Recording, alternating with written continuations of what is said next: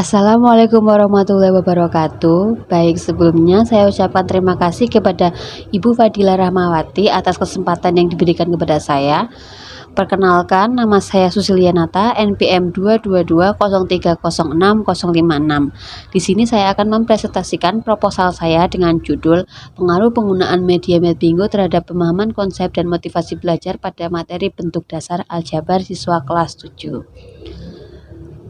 Yang pertama itu latar belakang. Urgensi yang saya ambil adalah kesulitan siswa SMP dalam memahami bentuk aljabar. Aljabar ini diperkenalkan pertama kali pada kelas 7. Nah, aljabar juga merupakan fondasi untuk ke jenjang-jenjang berikutnya. Maka dari itu urgensinya yaitu kesulitan siswa kelas 7 SMP dalam memahami bentuk dasar aljabar, yang merupakan masalah utama yang mendesak. Urgensi ini diperkuat oleh data PISA 2022 dengan skor 379 dan AKM numerasi 2024 dengan rata-rata 48,5 yang secara konsisten menunjukkan rendahnya kompetensi matematika siswa di Indonesia. Kemudian situasi ini diperparah oleh metode pembelajaran konvensional yang monoton yang biasanya menggunakan metode ceramah, sehingga berdampak pada rendahnya motivasi belajar siswa. Didukung dengan survei Kemendikbud 2024 di mana 55% siswa SMP merasa kurang termotivasi dalam matematika. Sebagai solusi, saya mengambil pendekatan berbasis permainan yaitu game based learning, khususnya dengan media Medbingo. Diusulkan karena potensinya dalam meningkatkan keterlibatan motivasi dan pemahaman. Beberapa penelitian lain sudah melaksanakan, tapi kebanyakan Medbingo ini dilakukan pada penelitian untuk siswa sekolah dasar. Beberapa juga ada SMP, akan tetapi belum spesifik tentang konsep dasar aljabar di kelas 7 ataupun dengan variabel pemahaman konsep aljabar.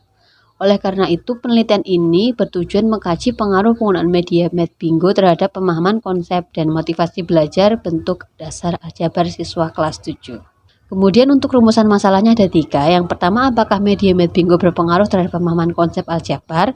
2. Apakah media Medbingo dapat meningkatkan motivasi belajar siswa? 3. Bagaimana perbandingan Medbingo dengan metode ceramah? Untuk tujuan penelitiannya juga ada 3, yaitu pertama menganalisis pengaruh penggunaan media Medbingo terhadap pemahaman konsep dasar bentuk aljabar siswa kelas 7 di SMP Negeri Kota Magelang. 2. Mengevaluasi apakah penerapan media Medbingo dapat meningkatkan motivasi belajar siswa dalam memahami materi aljabar. 3. Membandingkan pengaruh penggunaan media Medbingo dengan metode ceramah terhadap pemahaman konsep bentuk aljabar siswa kelas 7 di SMP 4 Kota Magelang. Kemudian untuk tinjauan pustakanya, saya mengambil 4. Yang pertama adalah dari Rifki dan Masrurah tahun 2024. Penelitian ini meneliti dampak game edukasi pada motivasi dan hasil belajar kelas 7, namun tidak spesifik menggunakan media Medbingo ataupun dengan menguji pemahaman konsep aljabar. Kemudian yang kedua ada Ulfa tahun 2022 menguji Medbingo untuk pemecahan masalah SPLDV di kelas 8. Bukan pemahaman konsep dan motivasi belajar di kelas 7. Kemudian untuk Iswani 2021 menggunakan Bingo Matematika untuk operasi hitung pecahan kelas 7 tetapi kurang mendalam dalam pemahaman konsep aljabar. Dan terakhir yaitu ada Pratama 2023 menerapkan Medbingo dalam model Trevinger untuk host PLSV kelas 7. Berbeda dengan tujuan penelitian ini yang menguji Medbingo secara mandiri untuk memahami konsep dan motivasi belajar aljabar umum. Oleh karena itu, penelitian ini berupaya mengisi kekosongan tersebut dengan berfokus pada pengaruh mandiri Medbingo terhadap pemahaman konsep dan motivasi belajar bentuk dasar aljabar siswa kelas 7. Kemudian untuk kerangka berpikirnya, yang pertama ada permasalahan urgensi yang saya jelaskan tadi, yaitu kesulitan siswa dalam memahami konsep aljabar. Kemudian pendekatan pembelajaran yang digunakan yaitu perlu media pembelajaran yang efektif dan menyenangkan. Untuk solusinya mengambil model game based learning atau GBL dengan memanfaatkan media permainan edukatif yaitu Medbingo, sehingga harapannya akan berdampak pada meningkatkan motivasi belajar siswa dan meningkatkan pemahaman konsep dasar aljabar. Maka dari itu penelitian ini berjudul Pengaruh Penggunaan Media Medbingo terhadap pemahaman konsep bentuk dasar aljabar dan motivasi siswa kelas 7. Kemudian untuk desain penelitiannya, di sini saya akan mengambil pendekatan kuantitatif dengan jenis kuasi eksperimental dengan bentuk desain pre-test and post-test with non-equivalent control group design. Kemudian untuk kelasnya ada dua, yaitu eksperimen dan kontrol, dengan pre-testnya disimbolkan O1 dan O3, kemudian perlakuannya disimbolkan X1 dan X2, di mana X1 adalah menggunakan media bingo dan X2 menggunakan metode ceramah.